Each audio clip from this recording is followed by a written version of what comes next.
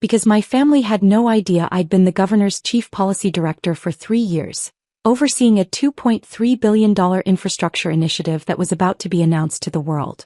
My name is Riley Chin, and this is the story of how my sister tried to erase me from the most important day of her life, only to discover I'd been shaping our state's future while she thought I was a failure. Growing up as the younger Chin sister meant living in permanent shadow. My sister Madison was everything our parents valued. Pre-med at Northwestern, perfect SAT scores, engagement to a cardiac surgeon named Dr. Trevor Walsh whose family owned a chain of medical clinics. Madison was beautiful, ambitious, and never let me forget that I was neither. I was the artistic one. The creative type. Which in my family was code for, probably won't amount to much. When I was 17, I told my parents I wanted to study urban planning and public policy instead of medicine or law. My mother actually set down her teacup and stared at me. "Riley, be serious.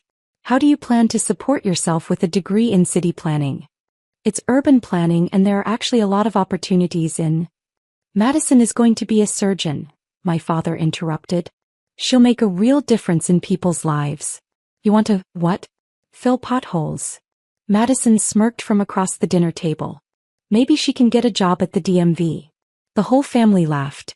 I went to the University of Illinois anyway, studying urban planning and public administration. My parents didn't come to my graduation. They were attending Madison's white coat ceremony at Northwestern Medical School. "We'll celebrate you another time," Mom promised over the phone. "You understand that Madison's achievement is more significant, right?" I understood perfectly. The real fracture happened when I was 24. I'd been working for 2 years as a junior policy analyst at a nonprofit focused on infrastructure development. The pay was terrible, $38,000 a year, but I was learning how cities actually functioned, how policy decisions affected real people's lives.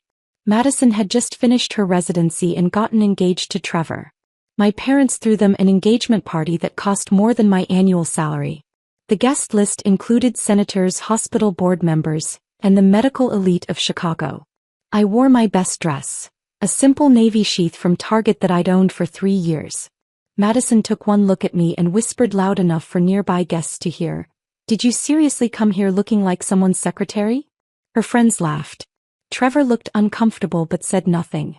At dinner, when someone asked what I did for work, my father answered before I could, "Riley works for some little nonprofit. We're still hoping she'll find her way to something more substantial." "Policy work is substantial," I said quietly.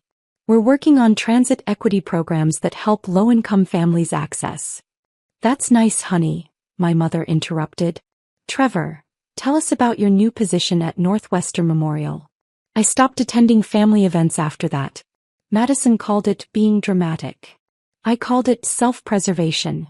The only family member who understood was my grandmother, Papa, my mother's mother who'd immigrated from Taiwan in the 1970s. She'd call me every week. "Riley, do you like your work?" she'd ask in Mandarin. "I love it, Papa." "Then you're successful. Don't let them make you feel small." She died 2 years later. She left me $50,000, her entire savings. The note said, "Build something that matters." What my family didn't know was that my little nonprofit job had turned into something extraordinary. At 26, I'd been recruited by Governor Patricia Morrison's transition team as a junior policy advisor. Governor Morrison was a rare political force, a fiscal conservative with progressive social policies, someone who actually cared about infrastructure and long-term planning over short-term political wins. I'd written a white paper on equitable infrastructure development that caught the attention of her chief of staff. They brought me on board to help shape the administration's approach to transportation, utilities, and urban development. I was good at it. Really good.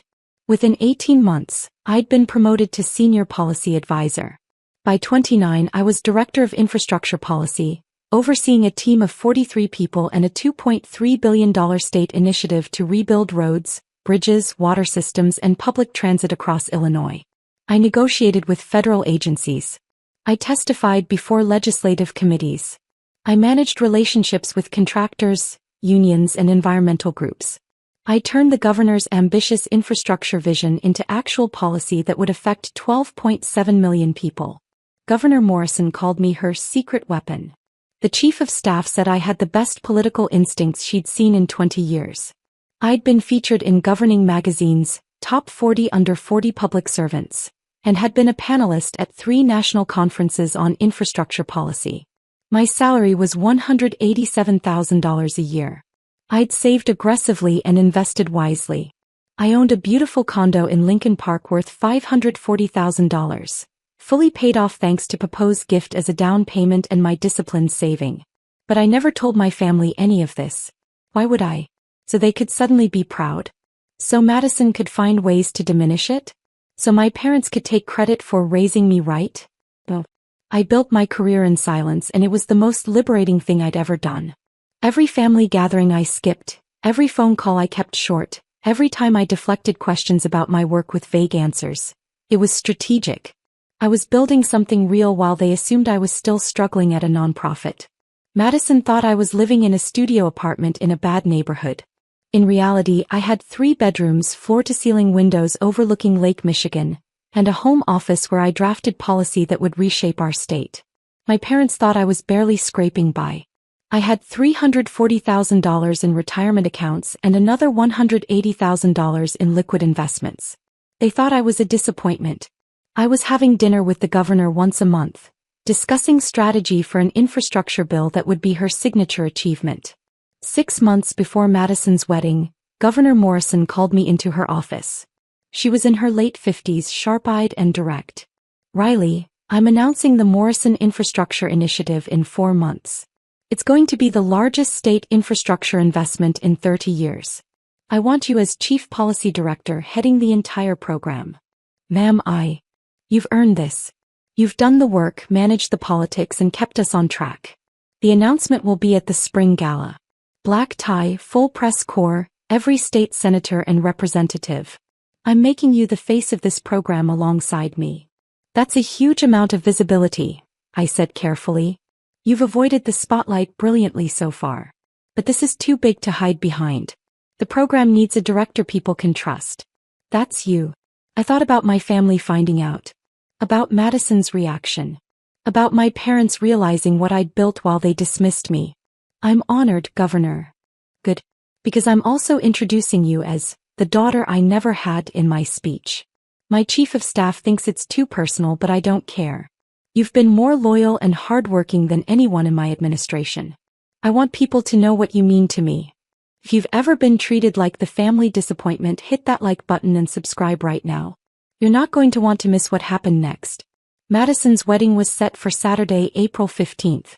The Morrison Infrastructure Initiative announcement and spring gala was scheduled for Saturday, April 15th. Same day. Same city. The universe has a sense of humor. I'd received Madison's wedding invitation 4 months earlier, an elaborate envelope with gold foil and a wax seal. Very Madison. The RSVP card was pre-filled with my name and one guest.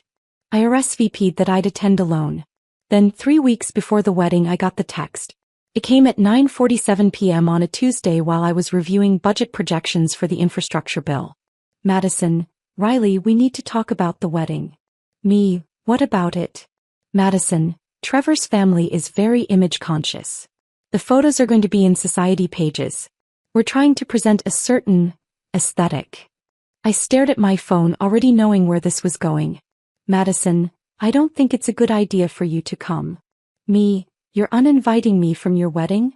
"Madison, don't be dramatic. I'm just saying that your presence would complicate things. You don't really fit with the rest of the guest list. Trevor's family doesn't understand your lifestyle." "Me, high lifestyle." "Madison, you know what I mean. The nonprofit work, the modest living situation. It's just not the image we're going for." Mom and Dad agree. They discussed this. They decided together that I wasn't good enough to be photographed at Madison's perfect wedding. "Madison, don't come to my wedding, your presence would ruin our photos. We'll do a family dinner another time. This is easier for everyone." I sat there for a full minute looking at that text. Part of me wanted to rage. Part of me wanted to send the screenshot of my last pay stub. Part of me wanted to tell her exactly who I was and what I'd become. Instead, I typed 2 letters. "Okay. Madison, I knew you'd understand. Thanks for being mature about this." I didn't respond. I called Governor Morrison's chief of staff that night. Rachel, I need to confirm something about the gala. What time is my introduction? You're on stage at 8:15 p.m. Governor speaks for 6 minutes, introduces you, you speak for 4 minutes about the infrastructure program, then we do the unveiling of the proposal display and take questions from the press. Why? Just wanted to be prepared. Riley, you've been prepared for this for 3 years. You're going to be amazing. Madison's wedding ceremony was at 5 p.m. Reception at 6:30 p.m. The gala started at 7 p.m. with cocktails, program at 8 p.m. Perfect timing. The day of Madison's wedding arrived sunny and beautiful. I spent the morning at the governor's office doing a final review of the infrastructure proposal. The numbers were staggering. $2.3 billion over 5 years, 47,000 jobs created, 1,800 miles of roads repaired, 340 bridges reinforced, water systems updated in 82 communities. This was my legacy. 3 years of work. And tonight the whole state would know my name. At 3 p.m. I went home and started getting ready for the gala. I'd chosen a deep emerald gown by Jason Wu, elegant, professional, stunning. It cost $2,800, which I justified as a work expense for the most important night of my career. My stylist came to do my hair and makeup. Professional but not overdone. Elegant updo classic makeup, diamond earrings. Papa had left me. At 5:47 p.m. while Madison was saying, "I do," at the Peninsula Hotel, I was in a car heading to the Chicago Hilton for the governor's gala. At 6:30 p.m. while Madison was taking formal photos with her bridesmaids, I was being mic'd backstage, reviewing my speaking notes one final time. At 7:15 p.m., while Madison was making her grand entrance to her reception, I was shaking hands with state senators and representatives in the gala's cocktail hour. "Riley, big night," Senator Martinez said, grasping my hand warmly. "I've been watching your work on this infrastructure bill. Brilliant strategy getting the environmental groups and the construction unions on the same page. Thank you, Senator. It's been a team effort. Don't be modest. We all know you're the architect of this whole thing." At 8 p.m. the program began. I sat at the head table with Governor Morrison, her husband, the lieutenant governor, and the Speaker of the House. A seat of honor. Governor Morrison squeezed my hand under the table. "Ready. Ready." At 8:15 p.m. exactly as planned, Governor Morrison took the stage. The room went silent. 400 of the most powerful people in Illinois politics, business, and society. "Good evening," the governor began. "Tonight I'm here to announce the largest infrastructure investment in Illinois state history. The Morrison Infrastructure Initiative will transform how our state moves, how our water flows, and how our communities connect. It's a $2.3 billion commitment to our future." Applause filled the room. But this program isn't about me. It's about the incredible team that made it possible. And at the heart of that team is someone who embodies everything public service should be. She's brilliant, tireless, and completely unconcerned with credit or recognition. She just wants to do the work and do it right. I could feel my heart pounding. 3 years ago I met Riley Chin. She was a junior policy advisor with a white paper that completely changed how I thought about infrastructure equity. I promoted her because she earned it. I trusted her because she proved herself. And tonight, I'm proud to introduce her as Chief Policy Director of the Morrison Infrastructure Initiative. The spotlight found me at the head table. Riley has overseen every aspect of this program, coordinating with 43 team members, negotiating with federal agencies, managing relationships with contractors and environmental groups, and turning ambitious vision into actual policy. She's 29 years old and she's already shaping the future of this state. Governor Morrison's voice grew emotional. "I have 2 sons and I love them dearly. But Riley Chin is the daughter I never had. She's made me prouder than I can express. Riley, please join me on stage. Drop a comment and let me know where you're watching from tonight." I walked to the stage in a dream. The applause was thunderous. Cameras flashed. Governor Morrison embraced me like family before handing me the microphone. I spoke for 4 minutes about the infrastructure program, the communities we'd serve, the jobs we'd create, the legacy we'd build. My voice was steady, professional, passionate. Then came the Q&A with the press. The questions were sharp, technical, probing. I answered every single one with specific data, clear explanations, and confidence earned from 3 years of mastering every detail. After the formal program ended, the real work began. Shaking hands, taking photos, doing impromptu interviews with reporters. At 9:43 p.m., I was being photographed with Governor Morrison and Senator Martinez when my phone started vibrating in my clutch. I ignored it. It vibrated again. And again. And again. At 10:15 p.m., during a brief break between interviews, I checked my phone. 47 missed calls. 63 text messages. The notifications were still coming in. The first text was from my mother. "Riley, call me now." From Madison, "What the hell?" From my father, "We need to talk immediately." From Trevor, "Can you explain what's happening?" From Madison again, "You let us think you were nobody." I opened Twitter. The governor's official account had posted photos from the gala with the caption, "Proud to announce the Morrison Infrastructure Initiative with Chief Policy Director Riley Chin, the brilliant mind behind this transformational program. #IL Infrastructure." The photo showed me and Governor Morrison on stage holding the proposal document, both of us smiling. I looked confident, professional, powerful. The tweet had 47,000 likes in 2 hours. It was being shared across every political and news account in Illinois. The Chicago Tribune had already posted an article. Governor Morrison announces $2.3 billion infrastructure initiative, led by 29-year-old policy director Riley Chin. The comments were full of praise. Finally, young leadership in government. This is the kind of public servant we need. Chen's infrastructure equity approach is revolutionary. My personal phone number was probably being passed around my family's wedding reception right now. At 10:47 p.m., my mother called again. This time I answered. "Riley, what is going on? Why are you all over the news? Why is the governor calling you her daughter?" "I'm at the spring gala, Mom. I'm working." "Working? You're on stage with the governor. Madison said you worked at a nonprofit." "I haven't worked at a nonprofit in 5 years. I'm Chief Policy Director for the governor's infrastructure program. I have been for the past 3 years." Silence. Then, "That's impossible. You never told us. You never said. You never asked. You assumed I was a failure and I let you keep assuming. Riley, this is insane. Why would you hide this?" "Because you didn't deserve to know. Because you uninvited me from Madison's wedding because my lifestyle would embarrass you. Because you've spent my entire life treating me like I wasn't good enough. Why would I share my success with people who never believed I'd have any? That's not fair. We're your family. No, you're people who share my DNA. Family shows up. Family believes in each other. Family doesn't uninvite someone from a wedding because they might ruin the aesthetic of the photos." My father's voice came on the line. I was on speakerphone. "Riley, you're being unreasonable. We had no idea you had this kind of position. If you'd just told us." "You would have what, Dad? Been proud?" Madison literally texted me 3 weeks ago that my presence would ruin her wedding photos.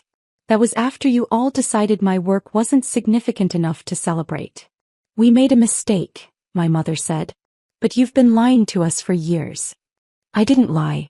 I just stopped correcting your assumptions. There's a difference."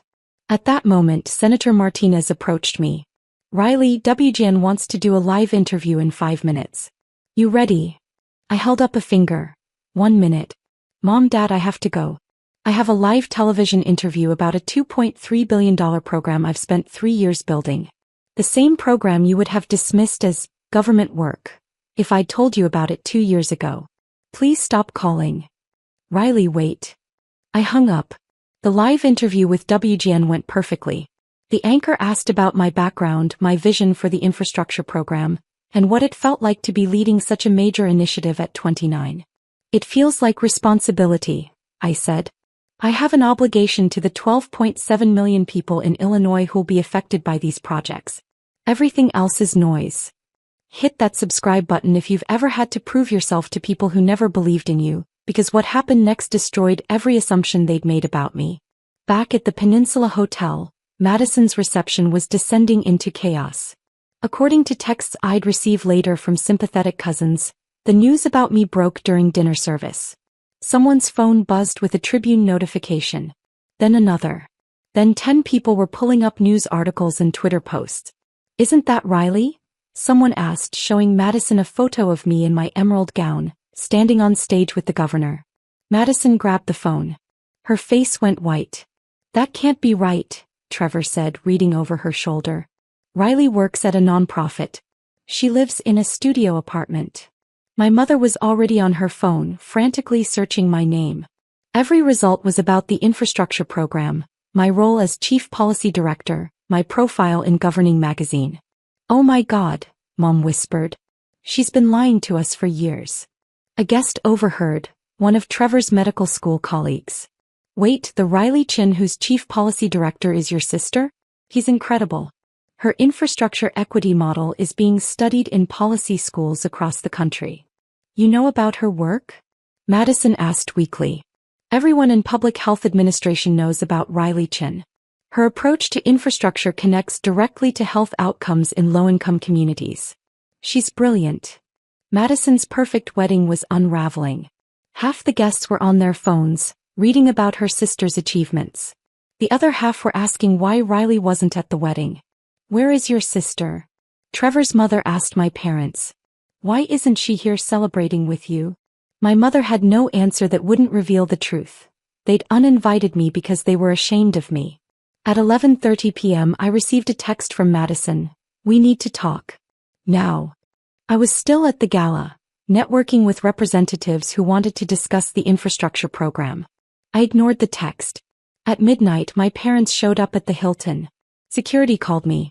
"Miss Chin, there are 2 people here claiming to be your parents. They're demanding to see you. Tell them I'm unavailable. I'm working. They're causing a scene in the lobby." I sighed. "I'll be down in 5 minutes." I found them in the lobby, still dressed in their formal wedding attire. My mother was crying. My father looked angry. "Riley, this is ridiculous," Dad said. "You've embarrassed the entire family." "I've embarrassed you? I just helped announce a $2.3 billion program that will create 47,000 jobs. How exactly is that embarrassing? You knew about Madison's wedding. You knew tonight was important to her. And you knew I was uninvited. Madison made it very clear that my presence would ruin the photos. I respected her wishes. I stayed away. But you could have told us about this gala. About your position." "Why? So you could tell me government work isn't as prestigious as being a doctor? So you could find ways to diminish what I've accomplished? So Madison could claim I was trying to upstage her wedding?" My mother grabbed my arm. "Riley, please. People are talking. Madison is devastated. This is supposed to be her special day. It still is. I'm not at her wedding. I'm at my own career milestone, which happens to be on the same day. The universe chose the timing, not me. But the photos, the news coverage, everyone at the wedding is talking about you instead of Madison." I gently removed my mother's hand from my arm. "That's not my problem. I didn't seek this attention. The governor decided to make this announcement tonight. I don't control the news cycle, and I don't control what people choose to discuss at Madison's reception." "You could have warned us," my father said. "Given us time to prepare. Like you warned me before deciding I wasn't good enough to attend my own sister's wedding? Like you prepared me before years of telling me my work wasn't significant? Like Madison prepared me before texting that my presence would ruin her photos." Security approached discreetly. "Miss Chin, the governor is looking for you. The WGN interview is about to air and she wants to watch it with you." "Thank you. I'll be right there." I turned back to my parents. "I have to go. Congratulations on Madison's wedding. I hope the rest of the night goes well." "Riley, wait." "No. I'm done waiting for you to see me. I'm done hoping you'll be proud. I'm done trying to earn love from people who've made it clear I'm not worth their respect. You taught me exactly how much I was worth to you. I just raised my price." I walked away. They didn't follow. The news cycle was relentless. By Sunday morning, the Morrison Infrastructure Initiative was front-page news across Illinois. And every story prominently featured me. The Chicago Tribune ran a profile. "Meet Riley Chin, the 29-year-old behind Illinois' biggest infrastructure program." It included my background, my policy achievements, and a quote from Governor Morrison calling me the most talented policy mind of her generation. The Daily Herald ran the headline, "Governor Morrison calls policy director, the daughter I never had, in emotional infrastructure announcement. Social media exploded with support. #RileyChin was trending in Illinois by Sunday afternoon, with people praising young women in government, discussing the infrastructure program and sharing the photos of me and Governor Morrison. Madison's wedding coverage, which should have been in the society pages, was buried. The Tribune mentioned it in a 3-sentence brief. The photo they chose showed Madison and Trevor looking tense. It must have been taken after news broke about me. By Monday morning, my inbox had 347 media requests. Rachel, the chief of staff, helped me filter them down to major outlets only. Tuesday, I did interviews with NPR, The Wall Street Journal, and a national morning show. Each one focused on the infrastructure program, but they all asked about Governor Morrison calling me the daughter she never had. "It's an incredible honor," I told the Today Show. "Governor Morrison has been a mentor who saw potential in me when others didn't. She taught me that leadership means doing the work without needing constant recognition. I'm grateful every day for her belief in me." The interviewer asked, "Your family must be very proud." I paused for just a moment. "I hope they are. But I've learned that building something meaningful matters more than external validation, even from family." The 12.7 million people in Illinois who'll benefit from this infrastructure program, they're who I'm accountable to. That clip went viral. People understood exactly what I wasn't saying directly. Within a week, the consequences for my family became clear. Madison called me 17 times. I didn't answer. Finally, she sent a text, "Riley, I'm sorry. I was wrong. I was jealous and insecure and I took it out on you. Please call me back." I didn't respond. My parents sent a letter to my condo, delivered by courier because they didn't want to trust the mail. It was 3 pages of apologies, explanations, and requests to talk through this as a family. I filed it away unread. Trevor's medical practice got unexpected attention. A journalist writing a follow-up piece about me mentioned that my sister had gotten married the same night as the governor's gala. The article noted, somewhat pointedly, that RileyChin was notably absent from her sister's wedding, attending instead to her responsibilities as chief policy director. People connected the dots. The whisper network in Chicago's medical and social circles is vicious. Within days, everyone knew that Madison's family had uninvited RileyChin, the RileyChin who was now all over the news, from the wedding because they thought she wasn't successful enough. Trevor's mother was mortified. Madison's friends were embarrassed to admit they'd been there. The beautiful wedding photos Madison had been so concerned about protecting? They represented a massive miscalculation that would follow her for years. My parents faced their own reckoning. At their country club, at their church, in their social circles, everyone was talking about their daughter who'd been working with the governor while they dismissed her as a failure. "We didn't know," became my mother's constant refrain. But people asked the obvious question, how could you not know what your own daughter was doing? The answer reflected badly on them, not me. 6 weeks after the wedding, I received a formal letter from Madison. It wasn't an email or a text. It was handwritten on expensive stationery, probably the same paper she'd used for her wedding invitations. "Riley, I don't expect forgiveness. I don't even know if I deserve the chance to explain. But I need you to know that I'm sorry, truly, deeply sorry for everything. You were right about all of it. I was jealous. I've always been jealous. You were the creative one, the one with actual passion for your work. I became a doctor because it was expected, not because I loved it. You built something meaningful. I just followed a script." When Trevor's family started talking about the wedding photos and image and presentation, I panicked. I thought if you were there, people would compare us. And I was terrified they'd see what I already knew, that you were always more interesting, more driven, more genuinely successful than I could ever be. I convinced myself I was protecting Trevor's family's image. Really, I was protecting my own ego. I don't expect you to respond to this. I don't expect you to forgive me. I just needed you to know that you didn't deserve what I did. You deserved a sister who celebrated your achievements, not one who tried to hide you. I'm proud of you, Riley. I should have said that years ago. Madison. I read the letter 3 times. Then I put it in a drawer with my parents' unopened letter. Some apologies come too late to change anything. They're not about making things right. They're about making the apologizer feel better. I wasn't interested in making my family feel better. 8 months after that night, I'm sitting in my office in the state capitol building. A corner office with a view and a door that says RileyChin, Chief Policy Director, Morrison Infrastructure Initiative. The program is in full implementation. We've broken ground on 47 projects across Illinois. We've created 14,200 jobs in the first phase alone. We're ahead of schedule and under budget. Governor Morrison is talking about running for a second term with infrastructure as her signature achievement. And she wants me to stay on as Chief Policy Director for the entire program duration. 5 years total. You're the face of this initiative, Riley, she told me last week. The public trusts you. The legislature respects you. You've earned this. I'm honored, Governor. And I'm proud of you. I know your family situation is complicated, but I want you to know, you have a family here. My husband and I think of you as our daughter. That's not just political rhetoric. It's true. I actually cried hearing that. Governor Morrison had been more of a parent to me in 3 years than my actual parents had been in 29. Last month, I bought a lake house in Michigan.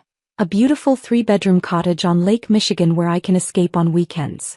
Cost $680,000, which I paid in cash from my savings and investments.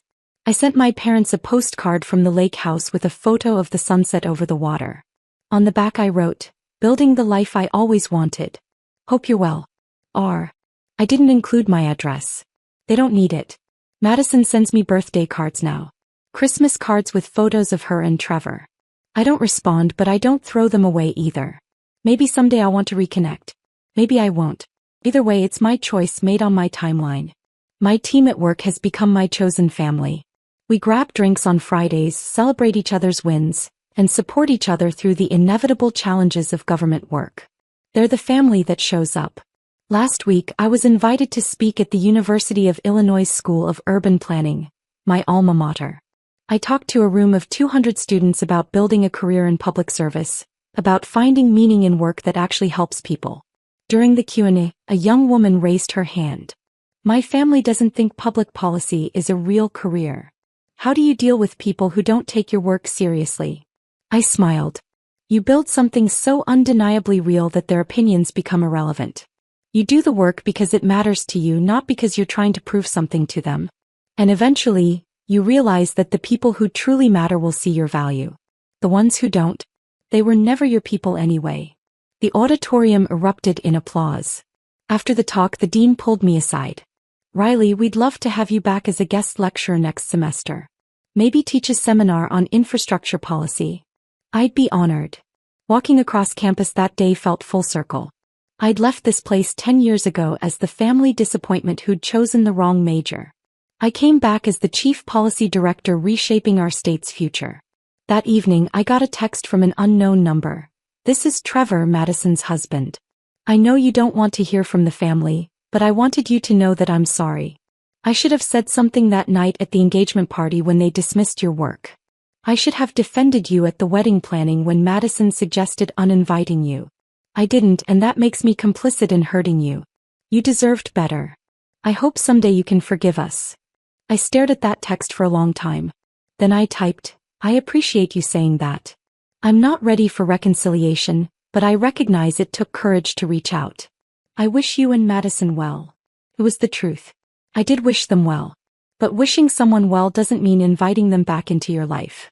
Some bridges burn because they were never structurally sound to begin with. You don't rebuild them. You build better ones somewhere else. If you've ever had to walk away from toxic family to save yourself, tell me your story in the comments. What would you have done? Does any of this feel familiar? And if you've ever been underestimated by the people who should have believed in you most, hit that like button because you're not alone. The infrastructure program will be my legacy. Governor Morrison's belief in me changed my life.